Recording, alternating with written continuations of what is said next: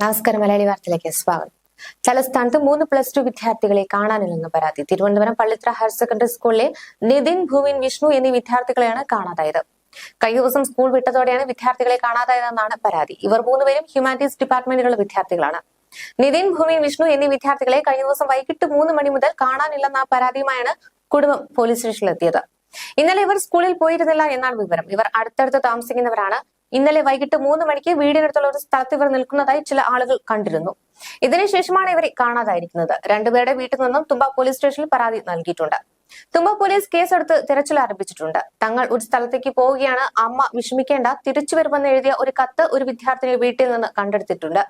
ഇവർ സ്വയം പോയതാണെന്നാണ് പോലീസിന്റെ പ്രാഥമിക നിഗമനം.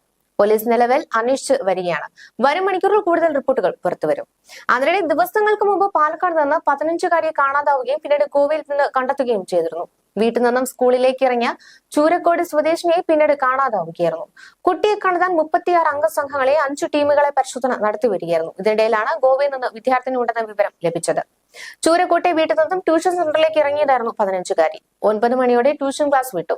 ശേഷം ഒപ്പം ഉണ്ടായിരുന്ന കൂട്ടുകാരികളോട് ബന്ധുവീട്ടിൽ പുസ്തകം എടുക്കാമെന്ന് പറഞ്ഞായിരുന്നു പെൺകുട്ടി പോയത്.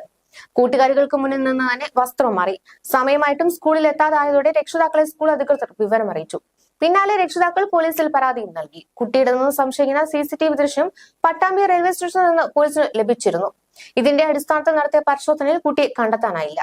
മുഖം മറച്ചതിനാൽ കാണാതായ പെൺകുട്ടി തന്നെയാണോ ഇതെന്ന് പോലീസിന് ഉറപ്പിക്കാനും കഴിഞ്ഞിരുന്നില്ല. സംഭവ ദിവസം പരശുറാം എക്സ്പ്രസിൽ കുട്ടി കയറിയതായുള്ള വിവരങ്ങളുടെ അടിസ്ഥാനത്തിൽ ഷൊർണൂർ റെയിൽവേ സ്റ്റേഷൻ മുതൽ തിരുവനന്തപുരം വരെ സ്ഥലങ്ങളിൽ അന്വേഷണം നടത്തി. പരിസരങ്ങളിൽ CCTV ദൃശ്യങ്ങളെല്ലാം ശേഖരിച്ചു. എന്നിട്ടും പോലീസിന് തുമ്പൊന്നും കിട്ടിയിരുന്നില്ല. കുട്ടി പോകാൻ സാധ്യതയുള്ള സ്ഥലങ്ങൾ ബന്ധുക്കൾ പോലീസിന് കൈമാറുകയും ചെയ്തിരുന്നു. എന്നാൽ ഇവിടങ്ങളിൽ ഒന്നും തന്നെ കുട്ടി ഉണ്ടായിരുന്നില്ല. കുട്ടിയുടെ കയ്യിൽ മൊബൈൽ ഫോൺ ഇല്ലാതിരുന്നതും വസ്ത്രം മാറി മുഖം മറച്ച് കുട്ടി പോയതും അന്വേഷണത്തിന് വെല്ലുവിളിയായി മാറുകയായിരുന്നു. ജില്ലാ പോലീസ് മേധാവിയുടെ മേൽനോട്ടത്തിൽ 2 ഡിവൈഎസ്പിമാർ, CIമാർ, SIമാർ അടങ്ങുന്ന 36 സംഘം 5 ടീമുകളായിരുന്നു അന്വേഷണം നടത്തി വന്നത്. കുട്ടി പട്ടാമ്പി റെയിൽവേ സ്റ്റേഷനിൽ നിന്നും യൂണിഫോം മാറ്റി പോകുന്ന ദൃശ്യമായിരുന്നു അവസാനമായി ലഭിച്ചത്. കുട്ടിയുടെ ഒപ്പം സഞ്ചരിച്ചെന്ന ആളുടെ രേഖാചിത്രവും പിന്നീട് പോലീസ് പുറത്തുവിട്ടിരുന്നു. കാണാനില്ലെന്ന് കാണിച്ച് സമൂഹ മാധ്യമങ്ങൾ വഴി പെൺകുട്ടിയുടെ ചിത്രം പങ്കുവയ്ക്കുകയും ചെയ്തു. തുടർന്ന് നിലമ്പൂരിൽ നിന്ന് ഗോവയിലേക്ക് പോയ യാത്രാ സംഘം പെൺകുട്ടി തിരിച്ചറിയുകയായിരുന്നു. ട്രെയിനിലെ ജനറൽ കമ്പാർട്ട്മെന്റിൽ കൂടി യാത്ര ചെയ്തിരുന്ന ദമ്പതികളായിരുന്നു നിർണായക വിവരം പോലീസിന് കൈമാറിയത്. ഇത് പ്രകാരമായിരുന്നു പോലീസ് രേഖാചിത്രം തയ്യാറാക്കിയത്. എന്നാൽ രേഖാചിത്രത്തിലെ ആളെക്കുറിച്ചുള്ള വിവരങ്ങൾ ഇതുവരെ ലഭ്യമായിട്ടില്ല. കണ്ടെത്തുമ്പോൾ കുട്ടി ഒറ്റയ്ക്കായിരുന്നു. ന്യൂസ് ഡെസ്ക്, മലയാളി വാർത്ത.